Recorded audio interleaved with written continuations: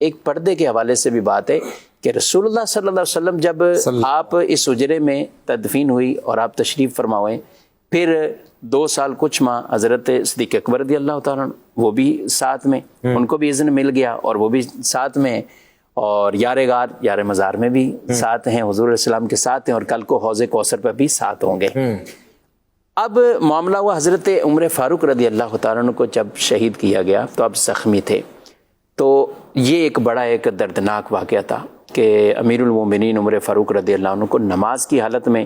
اور رسول اللہ صلی اللہ علیہ وسلم کی زندگی کے بعد جو ایک بڑا سانحہ ہوا نا، بڑا واقعہ، اس میں حضرت عمر رضی اللہ تعالیٰ عنہ کی شہادت کا وہ واقعہ تھا، کیونکہ اس طرح کا واقعہ اور وہ بھی مدینے کے اندر ایسا رونما ہو، کیونکہ حضرت عمر دعا مانگا کرتے تھے، اللہم ارزقنی شہادۃ فی سبیلک واجعل موتی فی بلد حبیبک صلی اللہ علیہ وسلم۔ تو لوگ حیران ہوتے تھے کہ یہ دعا تو یہ مانگتے ہیں، تو اب مدینے میں ایسا کیسے پاسبل ہے؟ اب اسلام کو اتنی تقویت مل گئی، اتنا عروج اور سب کچھ ہے، لیکن یہ دعا بھی یہ مانگتے ہیں یا اللہ شہادت کی موت ہو اور ہو بھی مدینے میں ہو اور میرا مدفن بھی یہاں بنے، یعنی دعا ان دو کے ساتھ اللہ پاک نے قبول فرمائی۔ نہ صرف مدینے کے اندر آپ کی یہ موت شہادت کی، بلکہ مصلی رسول پر،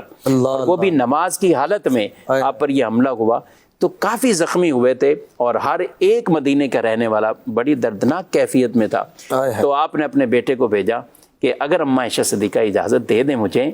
تو میں اپنے یاروں کے ساتھ وہیں آرام کرنا چاہوں گا۔ تو جب یہ پیغام گیا بی بی عائشہ صدیقہ رضی اللہ تعالیٰ عنہ، آپ دیکھیں یہ بھی ان کی بہت بڑی قربانی تھی۔ آپ نے کہا یہ جگہ تو میں نے اپنے لیے رکھی ہوئی ہے، یعنی یہ جگہ تو میں نے اپنے لیے رکھی، لیکن میں یہ حضرت عمر فاروق رضی اللہ تعالیٰ عنہ کو دیتی ہوں، اور اثار کر دیا، گویا کہ ہم نے دے دی، کہ پیش کر دی، اور وہ کیفیات اس وقت ایسی تھی کہ انہوں نے یہ پیش کی تو آپ شہید ہوئے، آپ کا وہاں مدفن بنا، آپ بھی تدفین ہو گئے۔ اب اماں عائشہ صدیقہ رضی اللہ تعالیٰ عنہ کہتی ہیں کہ اب جب میں حجرے میں آیا کرتی تھی نا، پہلے میں نارمل آ جاتی تھی، کیونکہ ادھر سرکار صلی اللہ علیہ وسلم ہے، میرے سر کے تاج ہیں، اور ادھر میرے والد ہیں، تو میں عام ہی گھر میں جیسے ہوتے تھے تو میں ویسے ہی نارمل آ جاتی تھی۔ لیکن جب سے عمر رضی اللہ تعالیٰ عنہ میرے حجرے میں مدفون ہوئے ہیں تو میں کبھی بھی حجرے میں بغیر پورے چہرے کو ڈھانپے ہوئے نہیں داخل ہوا کرتی تھی، عمر سے مجھے حیا آتی تھی۔ یعنی یہ عقیدہ بھی ایک طرح کا سکھایا، جب قبر والے کے پاس ہم جاتے ہیں تو وہ گویا کہ ہمیں دیکھ رہے ہیں، آپ نے اگر یہ قبر والے سے یا وہ ہمارے حالت سے واقف نہیں ہیں تو اماں عائشہ صدیقہ رضی اللہ تعالیٰ عنہ اتنی بڑی عالمہ، مفسرہ، محدثہ، فقیہ اور مفتیہ بطور خاص، آپ اس وقت آپ نے فرمایا کہ مجھے عمر سے حیا آتی، اس لیے اب میں پورا حجاب کر کے